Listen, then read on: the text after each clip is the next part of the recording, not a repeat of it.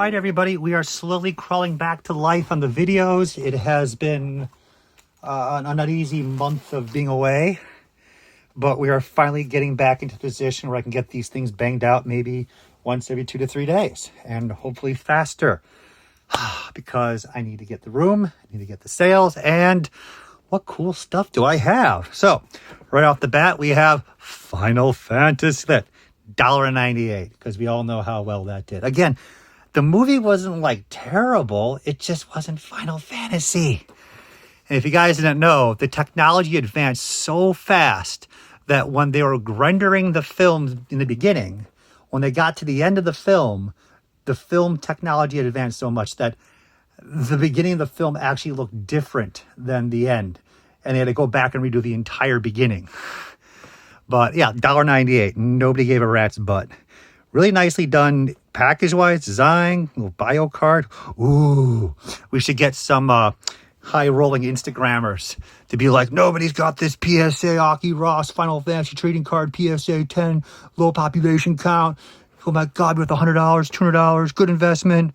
And before you know it, these will fly up to $100 carded figure. Probably not. Soft spot for that, silently enough. So this is a really cool piece. This is the mail away. Early Toy Biz. I say that, and then a Batman pops out. A Hulk. And Spider-Man. So at least got 3 of the 4 bags still. And this is an old stock JCPenney Sears mail away 4-pack. A lot of people collect mail away stuff. I think they're absolutely fascinating. Now $6. We're at a point though, like vintage 80's mail away stuff, Transformers, G.I. Joe, Star Wars, all big money. Some of the Oddball toy lines are getting up there too for mail away stuff. But when you get to the 90s, there's just no love. We talk about that all the time with superhero stuff. They just, it's Toy Biz, the values are getting up there. I just don't think anyone's going to be paying money for this. So this probably is worth, I didn't pay the $45 for it, but I probably paid $30. I'd probably still say it's probably worth about $30-$40. That is funny, but if I'm going to have any figure randomly thrown in this box by accident, I like to take a nice Batman like that. So yeah. So that's going to be a keeper. I think a lot of this in this tub might... Oh, no. We're definitely going to get rid of some stuff. So this is from the good old days of Mandarake. So if you guys don't know, in Japan, there used to be a lot of stores that you can buy amazing vintage toys from. And as the internet came on and so forth in the early 2000s, a lot of these stores have disappeared. And they're still existing, of course, but the prices now everything's changed, especially in the last 5 years. So that being said, one of the biggest stores is Mandarake, which has pretty much a giant building now in every city. And for quite some time, I would walk in there in the mid-2000s, late 2000s, up to like 2010s, and you could just buy all this Sentai stuff, lots of vintage stuff for just nothing. I'm not saying this is big money now. This is not the full-blown Morpher set for Beetleborgs, but look at this. It was just $10. That's it. A lot of this stuff was just junk fun stuff for $10. Used to buy, they used to have tons of Dino Thunder Morphers, SPD Morphers, dead stock for $25, $35 each. I'll never forget, come back like 6 months later after buying decent amount of those things, and gone. Like it's over. And since then, it's all dried up and the prices have skyrocketed. But it's just a reminder of the good times where you just walk in and buy fun stuff for cheap. So I'm probably going to keep that for now. I'm going to look it up to make sure. I like my Beetleborgs, but you need everything. Like I said, this is not the higher quality. It's more of a dart gun system. So if I get 50 to 100, maybe I'll let that go. This is kind of where I want to stop with Star Wars. It's like Power of the Jedi and then have a smidge of the later lines here. But Droidekas are really fucking sweet. I'm going to be honest with you. I like it. I don't know if I need it. So this is a little uncommon, to be honest, too. This is Power of the Jedi, Episode 1, highly detailed Droideka transforming, which they did not do before. So this might actually still have some value to it. So it's kind of on the bench. But you know what? You can't keep the world. So I'm going to let that one go, too. Oh, these were fun. So this is that random line from Konami, which I cannot remember right now. Shinky. I'm reading it off the package right now. They were just fun to have. I got these on super discounts. Like this probably cost me $10. I just picked up samples of stuff. And all this stuff just goes pretty much. The market, I don't think, has moved on these. Never even opened it. Oh, episode 1. So a lot of this market's getting a little bit stronger now. The Feed Palace, which is the huge play set right there. That one runs about $400 to $500. Maybe gone up. It has gone down over the years. The interest wanes and comes back with episode 1 stuff. Nice dead stock. Being that it's Micro Machine miniature figures, it actually has a little bit more love than you'd expect.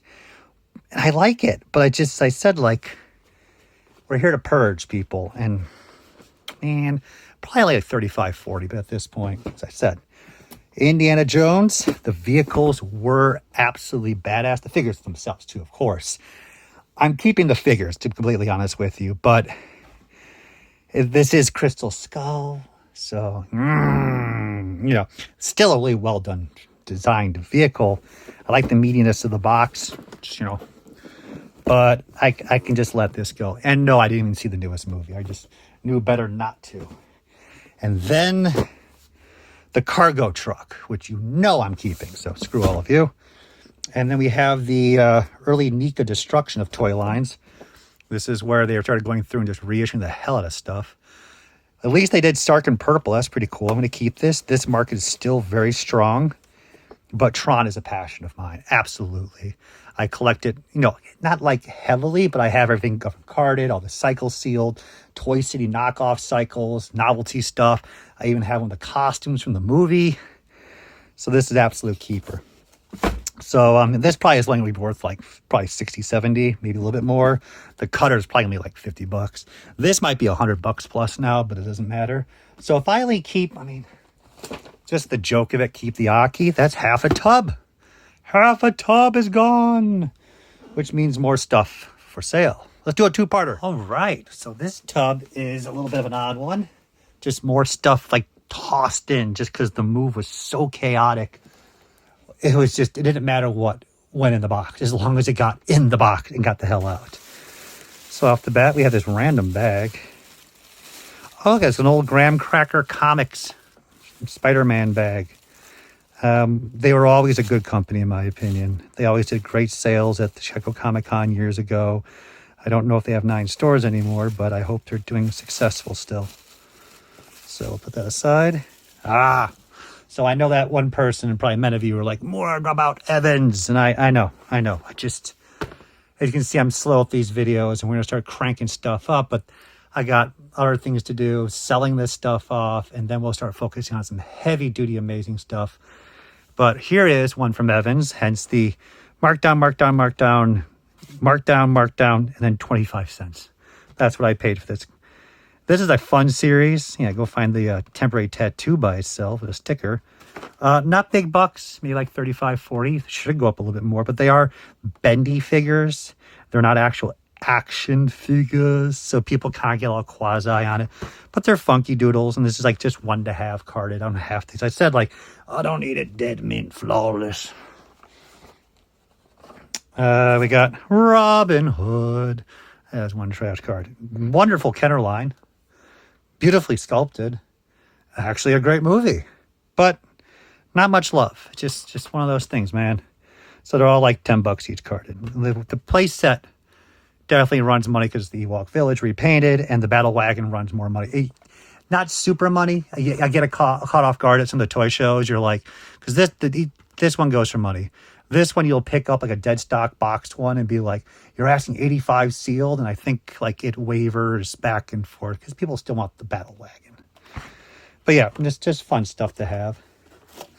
So this is Then and Now. It's like Now and Then the candy. Did anyone ever eat that stuff as a kid? Stuff was always like the nasty Starburst. It's just disgusting. So this is by Gloo. And this is the Toy Boys, which is a subsection of Gloo that made more like the smaller, oddball, non-action figure, non-micro machine toy lines. So I thought this was really cool. Now and Then, literally. And it's kind of funny, too. It's like, then and now. Love it. I actually, Long ago, when I first met my first employee of Gloo, I picked up the hand-painted hard copy of this figure, and that's why I was happy to get a carded sample of this. Great variety of figures produced. They were nicely done. It was just, hey man, it's dinosaurs. How can it not sell, right? So, not big bucks. Much better. So, opened, but completely nice, clean shape for the collection. The Dino Thunder Morpher. So this probably is, this will probably be worth about $150 right now, maybe a little bit more, maybe a little bit less, because it's such a clean box. But the Power Ranger people are not really into dead stock yet, because Power Rangers split up per the seasons. Like when you say you like Star Wars, you love Star Wars. You like Voltron, you like Voltron. You like G.I. Joe, you like G.I. Joe. Power Rangers is like, I like space, I like Time Force, and I like SPD. I don't like Wild Force. It's this weird mixture, and it kind of breaks up the community. I think the buying habits get a little off compared to normal buying for collectible toys. So still a really cool piece of the collection. The Japanese ones are much more not detailed, but they have more electronics processing, a little more heavier, a little more better plastic quality. People tend to kind of go to that one than the U.S. one, but the U.S. one's much more tougher. So yeah, nice piece. How much did I pay for that? Yeah, no crud, $10 clearance. Great stuff. I love it. Like one of 10,000 back then. That was all like, oh my God, 10,000. That's so limited. Yeah, no. So I'll put this in the pile with the current pile I've been making of Toy Biz. So when I get to the giant Toy Biz tubs, I think one's coming. I can start sorting them out better. You know, what do I really care about? And the Savage Mondo Blitzers. I mean, literally following it up pretty quickly. So Mattel, 1990, 91, 1991 for Kenner. So like, you know, the craze.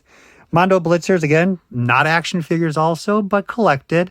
There's an unproduced series. They had some blowback for some of the characters that were made. So some of those parents/teachers were causing an uproar. But that probably did help the demise of the second series. But it wasn't like the most super seller. But Kenner was happy because there was no licensing involved. So it was just pure profit. So that kind of is a boohoo right there. But still really cool. Clean sample. Don't have everybody packaged, but that's okay. So we got SPD. So this goes back to the Wild Force video. Same thing. I'm walking to the store in Osaka, and a guy just picked up all dead stock from a store that went under, and he had to blow it all. I talked to him like, your prices are dirt cheap, dude. And he's like, I got so much of this stuff for so cheap. I have to blow it out. Like, I can't store it all. The whole floor, like the fire safety hazard, just bulging out boxes and boxes of sealed Megazords from like over a 10-year period, from like mid-2000s to like actually a little bit earlier than that. Wild Force included too, which is crazy. So this was Sengo Hyakuen. Is it still sealed? Oh my God, the tape is barely holding on. No, it's been cut and open tape. But look at that box. Look how clean that is. It's still going to be unused inside. $15 I paid. And I like my SPD. And then here is my SWAT. This is my open box version of SWAT. I don't think I have a sealed one. I think we're going to find out. I did get the regular Delta Max graded, and I got an 85 on that, so I was happy. I literally sat in the store pawing through like the best one and then nurturing and protecting it for years. So now this market for this one, Japanese, I mean, I'm guessing the SWATs are like $150 each now, but I'm not too sure because I'm not going to let them go, so that's fine. But that was a nice box. Let's keep on rolling.